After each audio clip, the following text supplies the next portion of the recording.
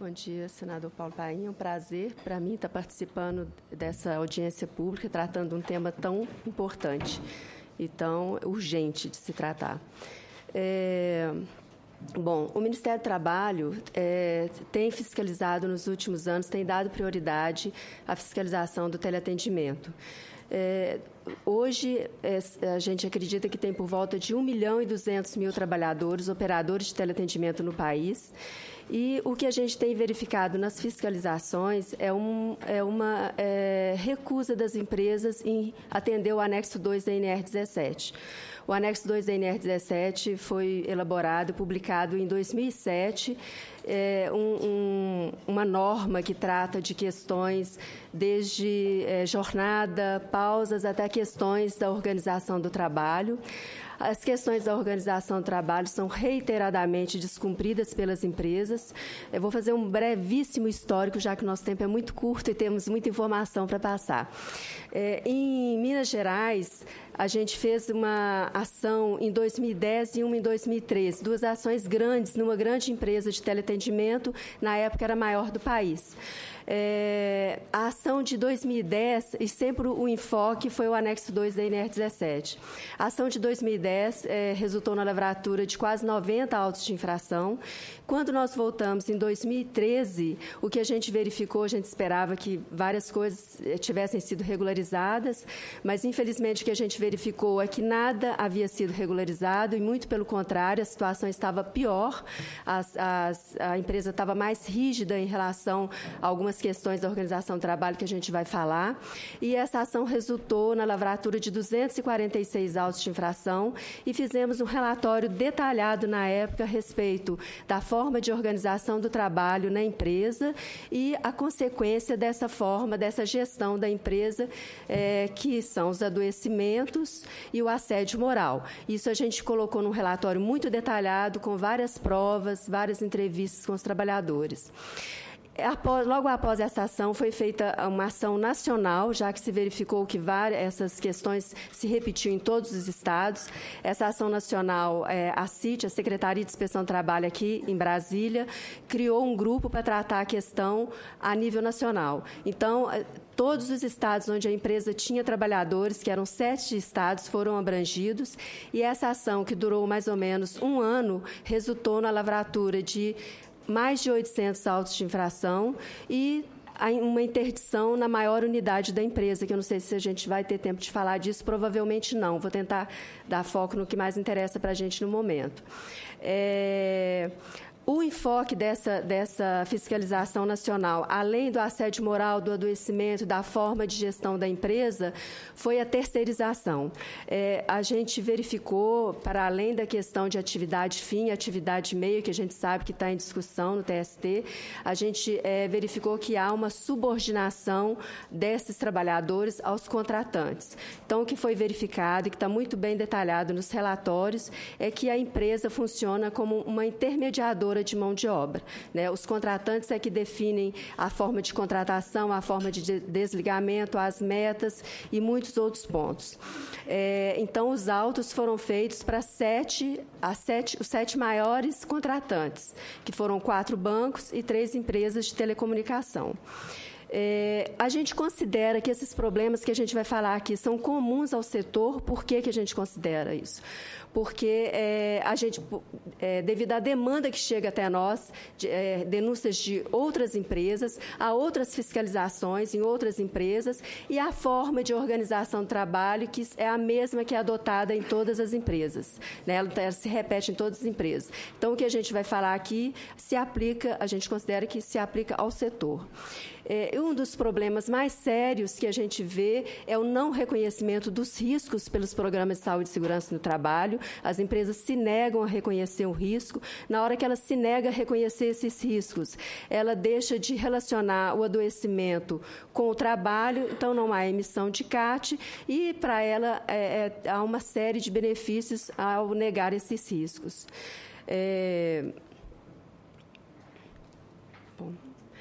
A gente sabe que a atividade de telefonia, desde o princípio, ela tem apresentado problemas. A atividade é uma atividade complexa por si só, ela tem uma demanda muito grande dos trabalhadores, uma demanda cognitiva e uma demanda emocional muito grande. O trabalhador tem interações durante toda a sua jornada de trabalho, as mais diversas. Então, desde os primórdios, há trabalhos do início do século XX, de 1910, 1920, já mostrando a relação de adoecimento com o trabalho. Então, imagina hoje nessas condições, né? Isso aqui é uma sala da empresa que foi interditada, é uma das salas. Essa sala tem quase 1.000 PAs, quer dizer, quase 1.000 operadores trabalhando lado a lado. Esse é um dos grandes problemas das empresas de teleatendimento, das grandes empresas, que são grandes ambientes de trabalho e os problemas, na verdade, se agigantam. Então, é difícil de controlar as condições ambientais, de temperatura, de umidade, de qualidade do ar e o ruído, que torna-se um ruído. É claro que o trabalho de todos é falando, é conversando, né? Então, o ruído de fundo, que tem um limite previsto na norma, ele está sempre acima desse limite, e quando ele está acima desse limite, os trabalhadores têm que fazer um esforço vocal maior ainda, aumentando ainda mais o risco de adoecimento, de problemas de voz, além de ter que aumentar o headset, o volume do headset, aumentando o risco de doenças auditivas, e o ruído, esse burburinho de fundo, a gente sabe que está relacionado ao aumento do estresse, então aumentando ainda mais o risco de doenças psíquicas também. Um dos maiores problemas que a gente vê nessas empresas é o controle ostensivo sobre o trabalho e trabalhadores. Na verdade, a estrutura hierárquica das empresas, ela é montada visando isso. Tem os operadores, os supervisores, cada supervisor é responsável por 15 a 20 trabalhadores, e acima dos supervisores, os coordenadores, gerentes e auditores, que têm todos essa mesma função. Na verdade, é controlar o trabalho dos trabalhadores para ver se está saindo tudo conforme foi prescrito pela empresa. Além disso, tem a monitoria de qualidade, que é uma sala onde são ouvidos as ligações, né? A norma fala, o anexo 2 fala que esse procedimento de escuta de ligações e de gravações só deve ser feito mediante o conhecimento do operador. Isso não acontece, isso é reiteradamente autuado. As empresas não avisam para os trabalhadores quando que isso vai ser feito. Na verdade, como eu disse, tem trabalhos desde o início do século XX falando desses problemas. Tem um célebre trabalho de Leguilan, a neurose das telefonistas, que é de 60 anos atrás, que já fala desse controle para idas ao banheiro, do tempo de ida ao banheiro somente de 5 minutos e de ter que pedir permissão, na época chamava controladores, para os trabalhadores irem ao banheiro. A gente lembra também do trabalho de Foucault, que ele fala que, na medida que o livro Vigiar e Punir, que é do filósofo Michel Foucault, francês, ele fala que, à medida que as fábricas foram aumentando, o número de operários aumentando, que foi necessário uma vigilância mais ostensiva. As empresas passaram a adotar uma vigilância mais ostensiva. Então, que a vigilância passou a fazer parte do processo de produção das empresas, e é o que a gente verifica. Então, é cobrada uma disciplina rigorosa e, segundo ele, a disciplina fabrica-se em corpos submissos e exercitados, corpos dóceis. Então, para se trabalhar exatamente como se planejou. Tem o trabalho, A Loucura do Trabalho, de Christophe Dejour, que ele tem um capítulo que fala especificamente sobre o trabalho das telefonistas, é um trabalho de 1980, e ele fala esse controle que pode ser feito a qualquer momento. Então, que isso causa um sofrimento muito grande, e ele fala que isso é explorado pelas empresas. O capítulo chama exploração do sofrimento. Isso é explorado, ele chama de uma violência do poder. Então, eu estou falando isso só para mostrar que esses problemas existem há mais de um século e a gente não conseguiu até hoje dar conta deles. Muito pelo contrário, o que a gente vê é que eles, com o aparato tecnológico que se tem hoje, que para cada vez mais sofisticados as formas de controle dos trabalhadores. Então, o que a gente está vendo é só aumentar os problemas. Vou ter que pular algumas coisas aqui, falando o script, por exemplo, que ele é cobrado estritamente como o planejado. Então, a gente viu advertências por causa do não seguir corretamente o roteiro de fraseologia. Então, não é só uma orientação como as empresas nos falam, ele é cobrado exatamente como é prescrito. O sorriso na voz, que a gente achou que até era uma força de expressão dos trabalhadores, mas esse é um relatório de auditoria, da monitoria de qualidade, e cada itemzinho ali que é marcado, ele perde pontos. Então, qual o erro na condução do atendimento que cometeu? O segundo é a atendente não apresentou sorriso na voz. Outras empresas falam energia na voz. E isso também é um risco, aumenta o risco de adoecimento das cordas vocais, porque faz com que ele tenha uma entonação que não é a natural dele, né? Ele tem que manter uma entonação que faz ainda forçar mais as cordas vocais. A restrição para o uso do banheiro, existe sim um controle, né? Não é lenda, apesar das empresas falarem que o trabalhador pode sair a qualquer momento. Tanto é verdadeiro que precisou se colocar numa norma regulamentadora que o trabalhador pode sair a qualquer momento do seu posto de trabalho para a satisfação das necessidades fisiológicas sem qualquer tipo de prejuízo. E isso também já é uma coisa que a gente viu bem antiga e que ainda existe até hoje. Eu vou ter que correr um pouco lá para frente. As medidas disciplinares também, que a gente tem vários exemplos, aplicação de medidas disciplinares por atrasos de 1 minuto, olha, atraso de 2 minutos, uma advertência, atraso de 1 minuto e 13 segundos, uma advertência. Isso aqui são empresas variadas, tá? O TST já reconheceu esse rigor que as empresas utilizam na aplicação de medidas disciplinares, né, por motivos banais. As metas de remuneração variável, que também são utilizadas de forma que o trabalhador quase nunca consegue atingir. O assédio moral, que é isso tudo que a gente está falando, né, e que a norma prevê, isso é a única norma que fala sobre o assédio moral. E vou só finalizar, então, falando isso aqui. O nosso trabalho, a gente está conseguindo combater o adoecimento que existe no setor? Não. A resposta é não. Até hoje, a gente não conseguiu. Então, a gente tem vários desafios. A questão do combate à terceirização, que a gente sabe do íntimo relacionamento da terceirização irregular com a precarização do trabalho, a falta do reconhecimento dos riscos pelas empresas e pelos programas de saúde e segurança, o não cumprimento do anexo 2 da NR17 e uma reavaliação urgente do NETEP, que é o Nexo Técnico Epidemiológico Previdenciário, que hoje, para a atividade de teleatendimento, ele reconhece que tem somente uma pequena faixa de doenças osteomusculares. Ainda ignora a questão do risco psicossocial e a questão do risco para doenças vocais, doenças auditivas, que são doenças já claramente relacionadas ao trabalho. As repercussões da nossa ação, não vai dar tempo da gente falar da ação nacional com mais detalhes e da interdição, mas o que resultou? Posso só finalizar? O que resultou... Aqui a gente é rígido, mas nem tanto, viu? Pode complementar. Eu pulei várias coisas, mas eu sei que tem várias pessoas para falar e, com certeza, coisas importantes. Pode concluir, tranquilo. Bom, as repercussões, então, da interdição, a interdição, eu falei que a gente, então, fez a interdição na maior unidade da empresa. A empresa contava com 14 mil trabalhadores. A gente fez um trabalho detalhado em relação à organização do trabalho, a presença dos riscos e detectamos a presença do risco grave iminente e fizemos a interdição. A empresa ficou parada por 36 horas, voltou a funcionar com uma liminar da Justiça do Trabalho e depois até já saiu a sentença, infelizmente, também contra a interdição. Eu gostaria muito de falar dos argumentos que foram utilizados, não vou falar, porque ia demandar muito tempo, talvez em outra oportunidade, mas os argumentos que foram utilizados para suspender a interdição, infelizmente, não teve nenhum argumento técnico. O relatório de interdição tem 99 páginas com vários argumentos, o porquê de estar sendo feita a interdição. Nenhum argumento técnico foi questionado, foram outros motivos, né, que fizeram com que a interdição fosse suspensa. Mas, apesar disso, a repercussão ainda, a gente ainda conseguiu algumas coisas com essa ação. A AGU, a Advocacia Geral da União, lá em Recife, entrou com uma ação regressiva em relação ao adoecimento, especificamente nessa unidade que foi interditada.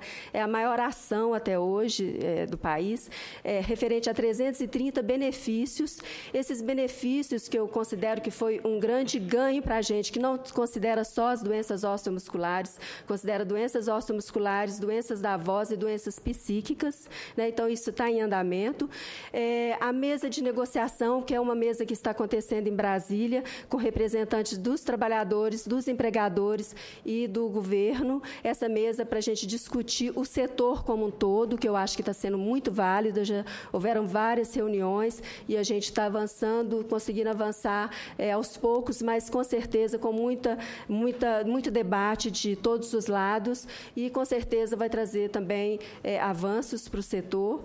E a gente fez também um encaminhamento para a Previdência Social. A CIT fez esse encaminhamento, que frente a todos os dados que a gente tem nos relatórios, todos os dados que tem nos estudos científicos falando desses adoecimentos. Então, é interessante que até via outros órgãos que caia também na Previdência essa necessidade dessa avaliação do NETEP. Bom, é isso. Tem mais coisa para falar, mas eu sei que tem outras pessoas que têm coisas também muito importantes. Vai ter oportunidade também. Sim, na sequência. Eu agradeço. Obrigada. Muito bem. Foi a doutora Aldete Cristina Pereira Reis, auditora fiscal do trabalho, representante do Ministério do Trabalho e Previdência Social. Agora, a doutora Renata Coelho, procuradora do Trabalho, Procuradoria Regional do Trabalho da 10ª Região. Olá, bom dia. Bom dia a todos. Bom dia, senador. Mais uma vez é um prazer estar aqui falando sobre esse assunto. Nós temos hoje 2 representantes de empresas, me parece. Outros mais foram convidados, infelizmente, não nos deram a oportunidade de sermos ouvidas e também de ouvirmos o outro lado, né? Não somos donos da verdade, somos pesquisadores, pessoas que trabalham, pesquisadores de vidas, não de números, né? E gostaríamos muito que as empresas se fizessem presentes para ouvir o que nós temos a dizer e também para que pudéssemos ouvir e talvez criar um canal de comunicação que se faça exitoso, porque até agora esse canal não existiu, né? Até agora, a única comunicação com as empresas é inquérito, termos de ajuste de conduta, ação civil pública, indenização. E nisso, ano após ano, milhões de trabalhadores entram e saem das empresas de telemarketing. As empresas de telemarketing, senador, têm uma rotatividade extraordinária. Ela chega, uma empresa com 4, 5 mil, que não chega nem a ser das maiores, ela renova o seu quadro inteiro, às vezes em menos de 6 meses. Tá? Então, nós não estamos falando aqui de 1.200.000 trabalhadores como um todo. Estamos falando de 1.200.000 trabalhadores hoje, no dia de hoje, no dia 3 de novembro. Daqui a 6 meses, nós teremos outro tanto milhão de trabalhador. Porque esses vão embora, os 1.200.000 que hoje estão, daqui a 6 meses já são outros. Então, é uma gama de trabalhadores sem igual. Eu acho que não há setor no Brasil que se equipare ao índice de rotatividade das empresas de telemarketing. Essa rotatividade se dá por uma série de questões, mas se dá também por conta da forma de gestão que essas empresas imprimem. E se dá também porque o trabalhador não sobrevive mentalmente, fisicamente, a essas empresas por mais de 1, 2 anos. Dificilmente um operador de telemarketing fica 3, 4, 5 anos na função. Ou seja, ele entra, ele não tem uma carreira, uma perspectiva de carreira. A perspectiva dele é o quê? Ser supervisor? É o máximo que ele consegue dentro daquela empresa? Ele não tem perspectiva de carreira, a jornada é reduzida, ele entra jovem, entra como uma forma de ajudar o custeio dos estudos, ou a mulher, às vezes, porque interessa uma jornada parcial para poder cuidar dos filhos. Ele entra, fica 1 ano, 2 anos, ele começa a ter problemas de infecção urinária, perda auditiva, perda de voz, não consegue dormir, trabalha dormindo. Relatório, tem um operador de telemarketing que me disse que ele tem 2 turnos. Ele trabalha às 6 horas na empresa e às outras 6 de madrugada a mãe dele fica escutando ele atender, né? Então, ele fala a noite toda. Ele atende o telefone a noite toda. né? E isso tudo é um fenômeno estudado por alguns desses estudos de psicólogos, de sociólogos internacionais e nacionais. É um fenômeno brasileiro? Não é. Não é. Né? É um fenômeno mundial. O adoecimento é um fenômeno brasileiro? Não é. A prática de gestão é nossa? Não é. Né?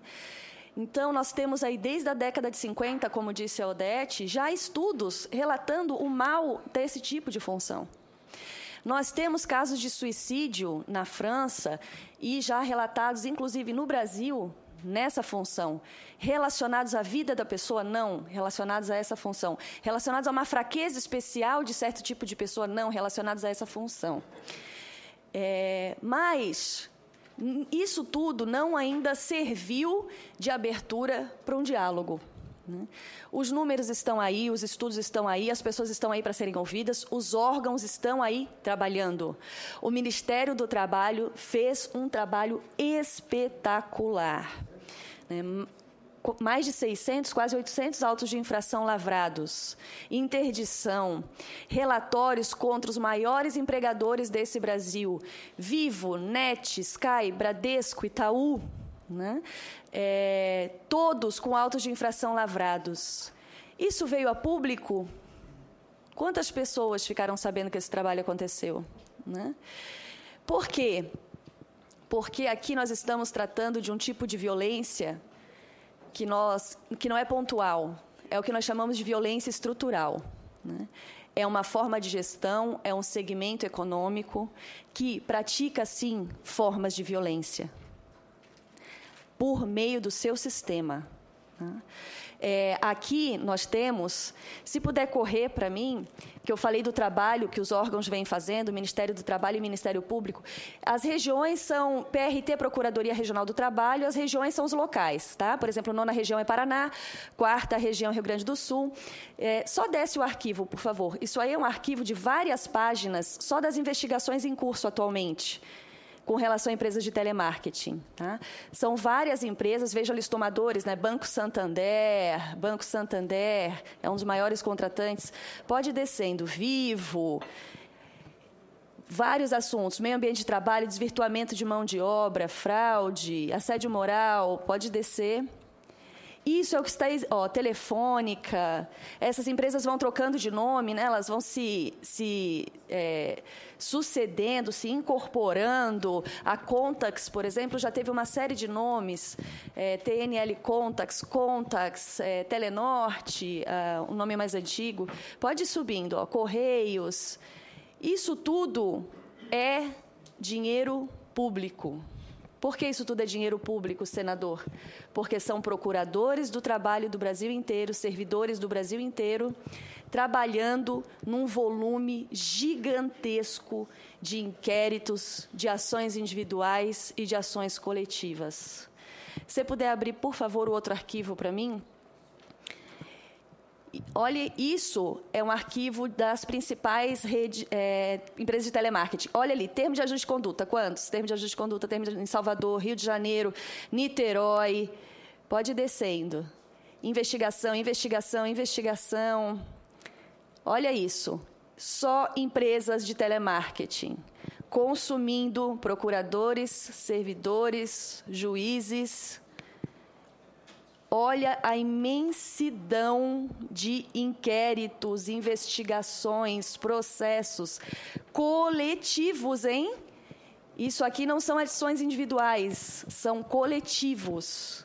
Coletivos. Cada inquérito desse envolve milhares de trabalhadores. Veja, não tem fim. Isso é o dinheiro público sendo consumido diariamente para se investigar empresas de telemarketing. Em quantidade de processos envolvendo pessoas. Nós temos hoje mais de 500 investigações só com relação a Contax. Né? Todos os dias chegam denúncias no Ministério Público do Trabalho com relação a empresas de telemarketing. Uma das últimas é a empresa contratada pela Secretaria de Direitos Humanos da Presidência da República, que é a COL, que acaba de fechar a unidade de Brasília, porque o Disque 100 da Presidência da República agora vai funcionar na Bahia. né? Então, a COL, há cerca de um mês, mandou embora quase 400 empregados, sem conversa com o sindicato, sem conversa com o Ministério Público. Esse é o procedimento padrão. As empresas de telemarketing, com todo respeito, e eu sei que vocês vieram aqui hoje para ouvir, estão de parabéns por isso, elas parece que não gerem vidas. Se pudessem contratar robôs, o fariam. É que as tentativas até hoje de colocar um robô atendendo não deram muito certo, né? Porque se pudessem, o fariam. Porque tudo é tempo, tudo é sigla, tudo é vigiado. Ele não pode olhar para o lado, ele não pode espirrar, tudo é advertência. Advertência por se atrasar, às vezes, 30 segundos para o trabalho, por ficar 1 minuto a mais no banheiro. É um trabalho realmente enlouquecedor. E, quando eles resolvem fechar as portas, eles fecham as portas, anunciam, estamos fechando. E, às vezes, em 36, em 48 horas, desmontam todo um site, mudam para outro estado, né? Em alguns momentos, olvidando-se de obrigações que têm com o Ministério Público, com o sindicato local, sem conversa, está aqui suas rescisórias, tchau, até a próxima. Ficam com os trabalhadores, às vezes, que treinam, ou com alguns supervisores, pessoal de confiança, até que treinem o pessoal no local, no novo local, e bye-bye para os outros trabalhadores, que parece não devem ter família para sustentar, não tem filho na escola, não tem conta para pagar, não precisam ser avisados com antecedência do que acontece. Enfim, não são seres humanos a quem se deva satisfação. São pessoas, são números que serviram para aquele momento e agora, por um contrato, às vezes, mais lucrativo, não servem mais. Sem nenhum tipo de indenização especial, as verbas trabalhistas são pagas muitas vezes a menor, os termos de rescisão são chocantes, né, porque se procedem descontos que muitas vezes nem se sabe por que aquele desconto está sendo feito, metas, números, bancos de hora que muitas vezes só existem no papel, o trabalhador trabalha, quando ele quer folgar ele não consegue. Né? Nós temos fotos de trabalhe o seu fim de semana e ganhe R$100. Né? Então, esse tipo de coisa é praticada hoje dentro de empresas de telemarketing. Não vou dizer que em todas, né? Mas isso é hoje prática de gestão em muitas empresas. Eu gostaria de saber hoje das empresas o que vocês pensam que fazem. O que vocês pensam que fazem? Eu tenho muita curiosidade de saber disso, porque muitas vezes nós tentamos conversar e não conseguimos. Vem uma pessoa que não tem poder nenhum de negociação, vem um preposto que não fala, não tenho poderes para isso, não conseguimos ouvir as empresas de telemarketing nos atos que fazemos. O Ministério Público, aliás, esse mês, senador, está lançando um material informativo sobre trabalho em telemarketing, baseados em situações reais vividas pelos operadores de telemarketing.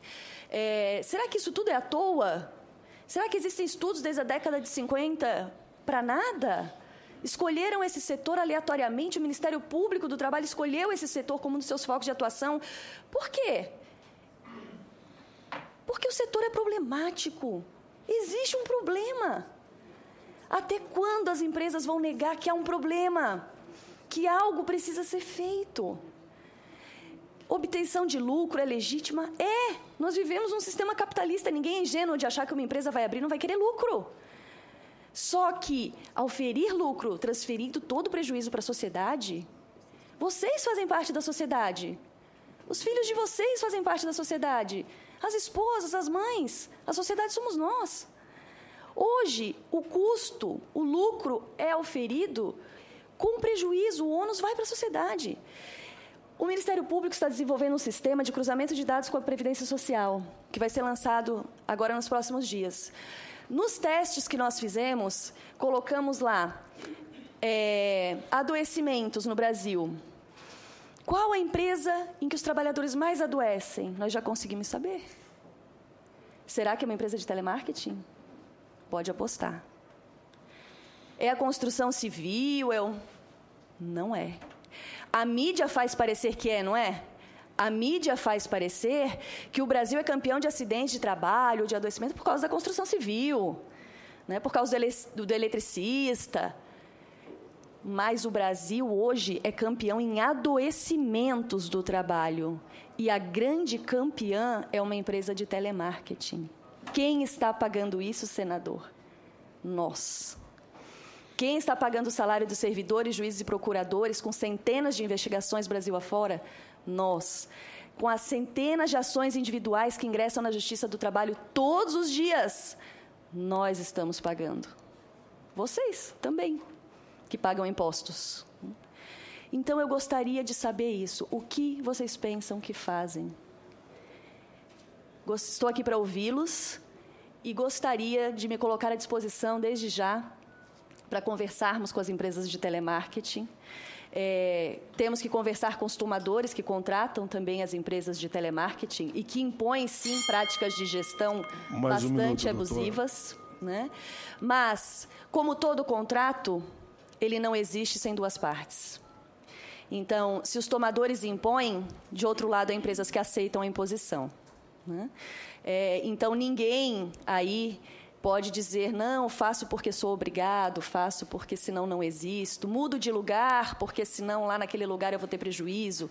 Todo contrato requer, no mínimo, duas partes, né? Se uma empresa decide fechar em São Paulo para abrir no Acre, ela não faz isso só por uma imposição de mercado, ela faz isso porque aceitou certas condições para trabalhar no Acre, né?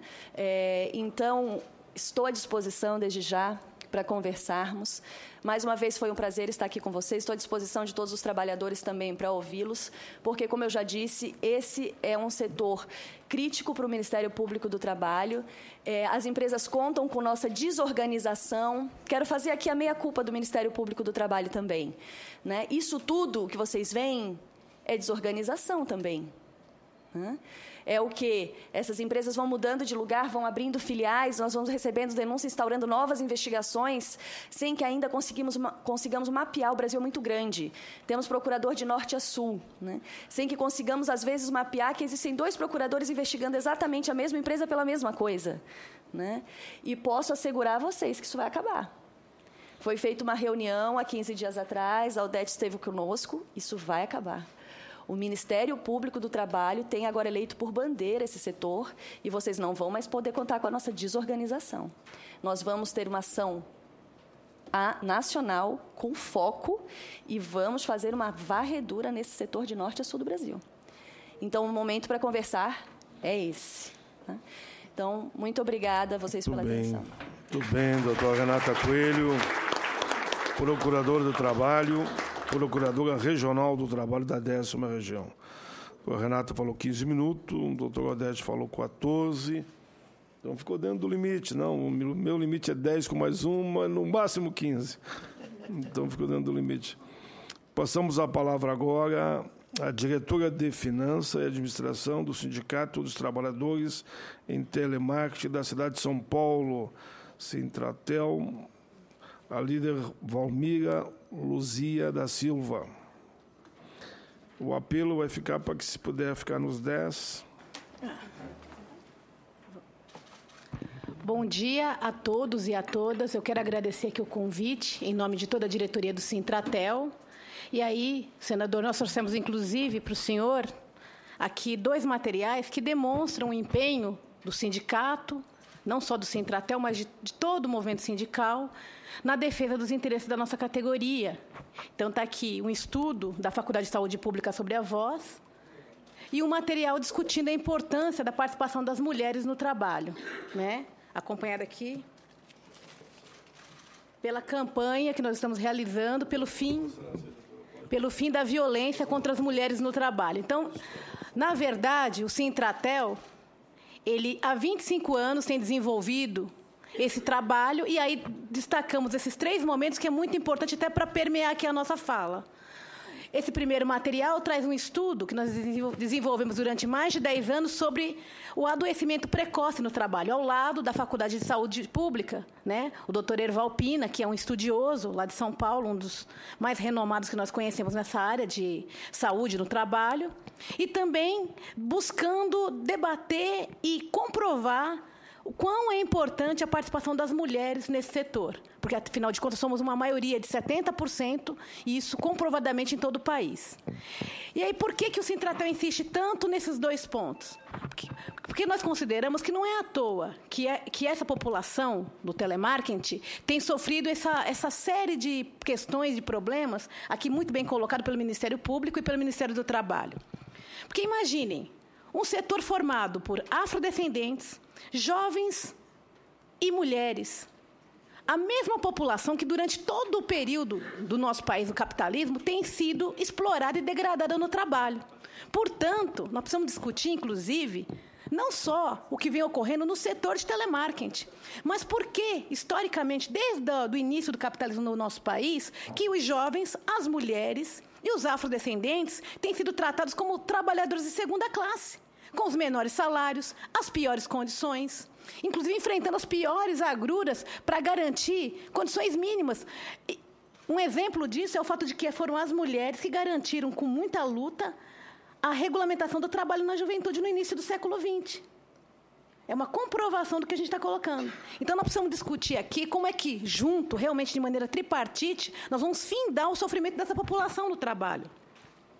Porque, muito bem colocado aqui, tanto pelo Ministério Público como pelo Ministério do Trabalho, nós recebemos realmente os menores salários, adoecemos como mão de obra descartável, mesmo quando nós migramos de uma empresa para outra. Tem alguns colegas nossos que estão há 10 anos no telemarketing, mas 2 anos em média, 1 ano no máximo, de 1 a 2 anos, em uma determinada empresa. Então, o sujeito, ele sai da Contax, vai para Atento, depois ele vai para Cal, depois ele vai para Tivit, ele migra como se fosse um nômade dentro do mesmo setor, buscando uma remuneração variável melhor, buscando uma condição de trabalho...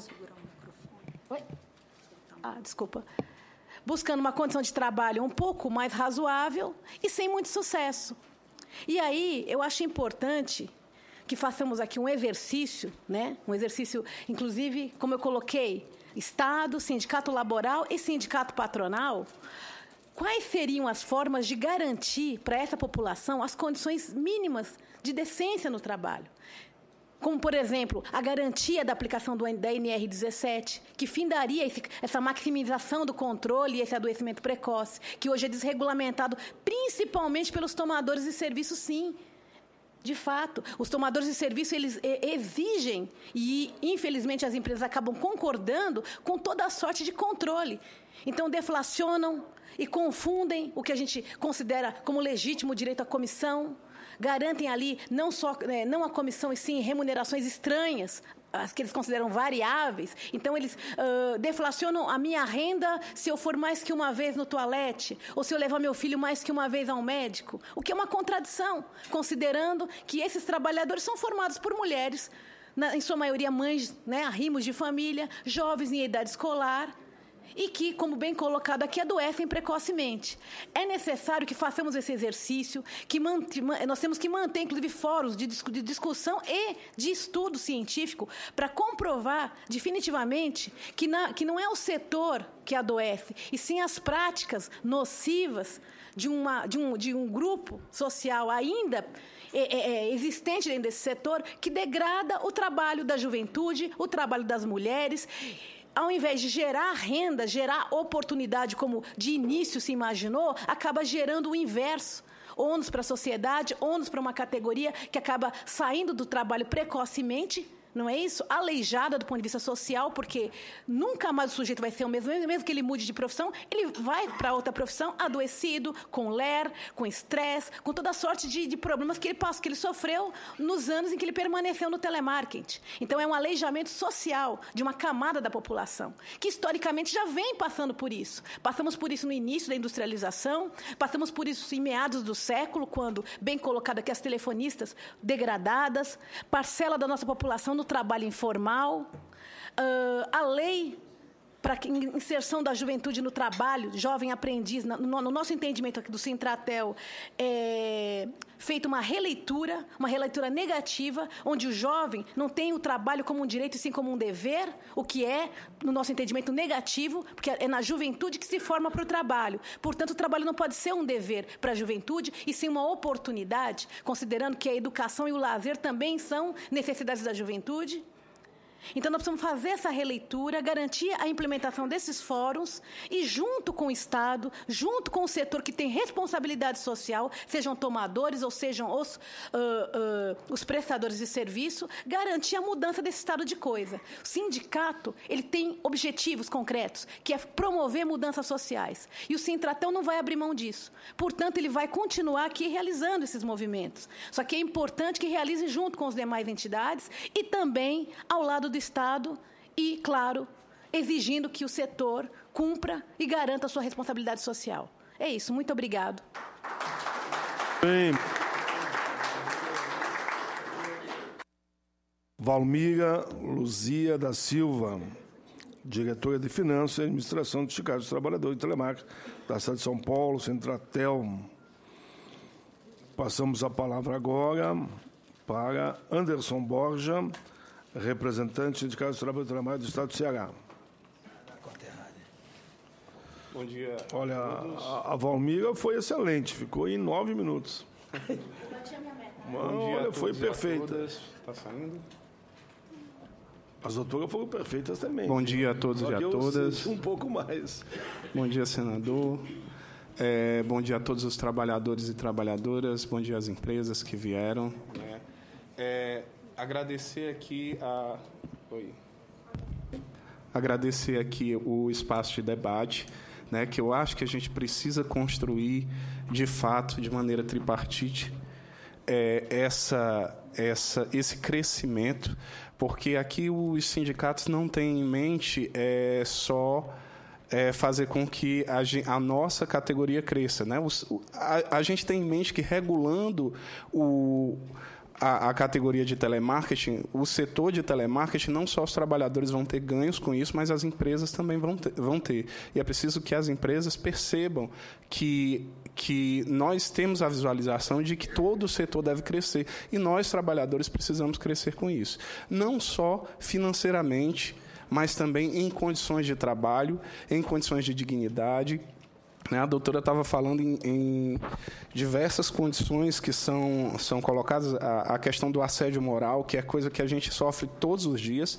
Falo como operador de telemarketing, que já passou por diversas empresas, né? Venho de uma época onde o telemarketing era a profissão do futuro, onde iria se ganhar muito dinheiro com isso, onde a gente tinha que fazer cursos e se pagava muito caro por esses cursos, na promessa de que era a profissão do futuro.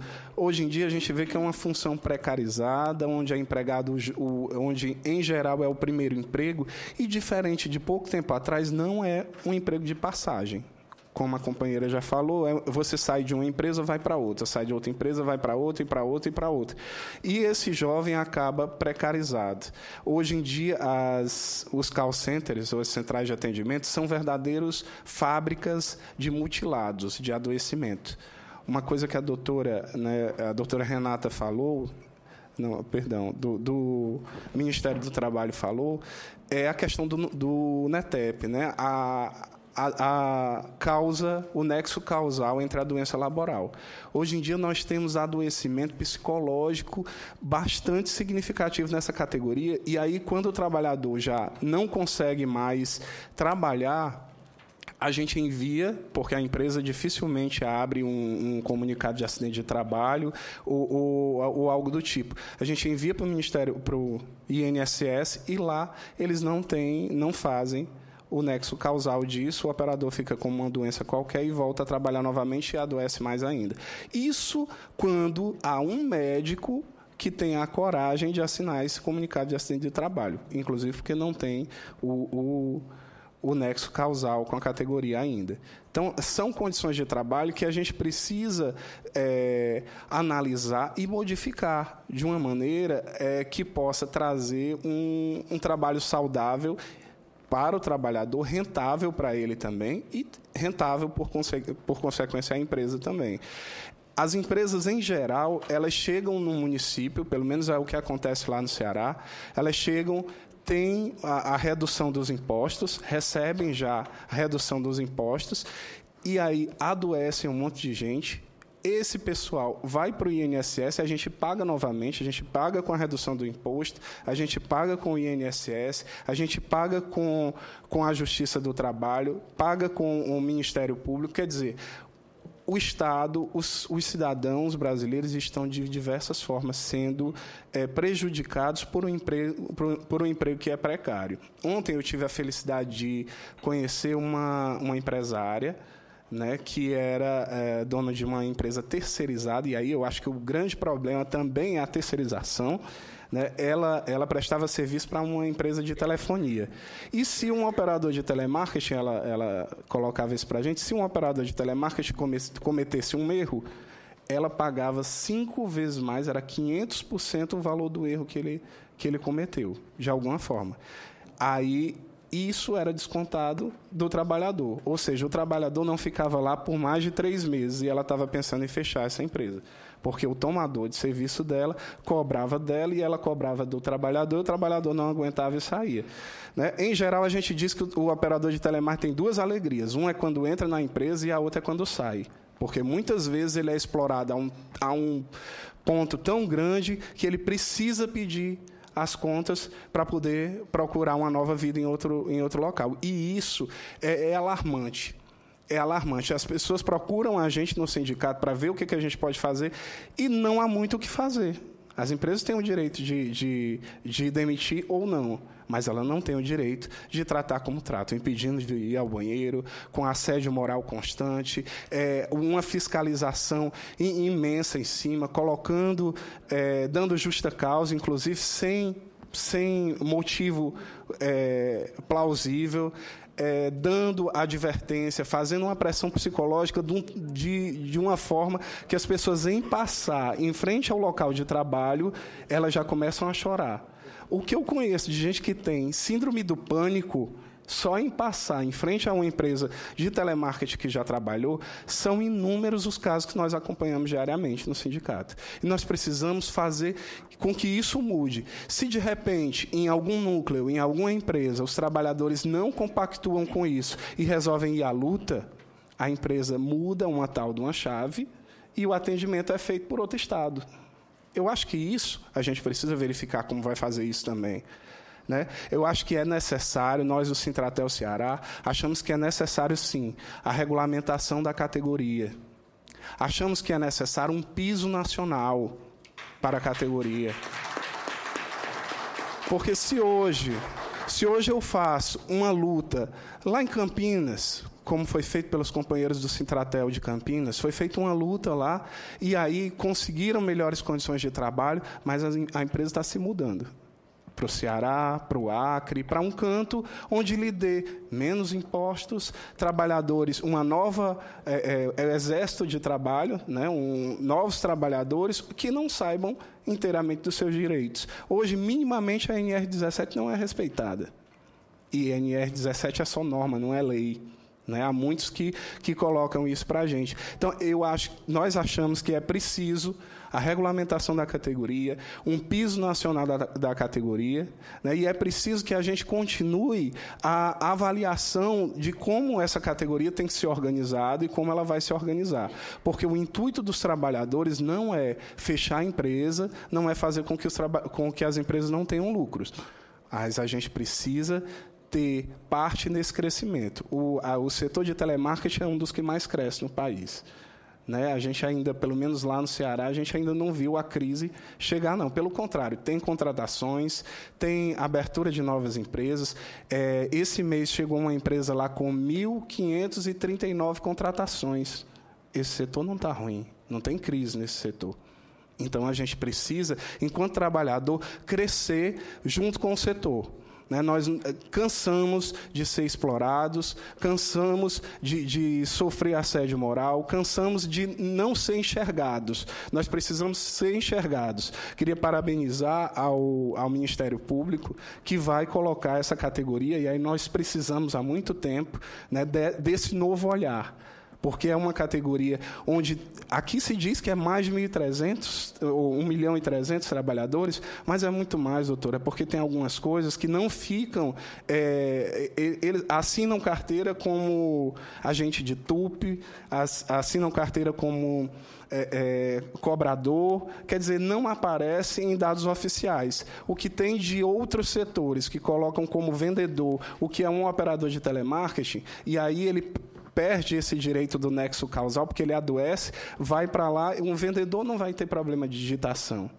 Né? Então, precisamos regulamentar de fato e ter um estudo maior em relação a essa categoria. Queria parabenizar o senador Paulo Paim, que já esteve em outras oportunidades, né, junto da categoria.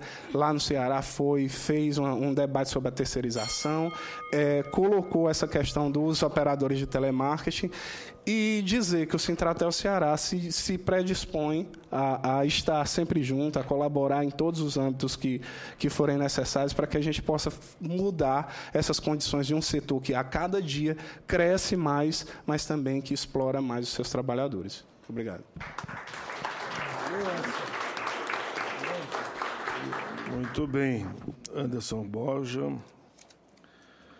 que falou pelos trabalhadores telemarketing do Ceará, dando exemplos do que vem acontecendo, e ficou exatamente em 9 minutos e 52 segundos. Isso aqui é precisão. Precisão. Eu quero ver agora. Por que eu falei essa precisão? Agora é o senhor Rubigaci Dantas de Oliveira, presidente da Central Geral dos Trabalhadores do Brasil, CGTB. Bom dia a todos, e em particular ao meu companheiro e amigo, senador Paulo Paim. Eu não canso de falar, sinceramente, eu faço todos esses registros para que isso possa acontecer enquanto houver necessidade de luta em defesa dos trabalhadores. Esse companheiro eu não conheço, eu estou com 43 anos de luta, 63 de idade. Eu não conheço parlamentar no nosso país que abre um espaço para a classe operária e para os trabalhadores como o senador Paulo Paim. Você vai falar sobre a questão do racismo, está lá o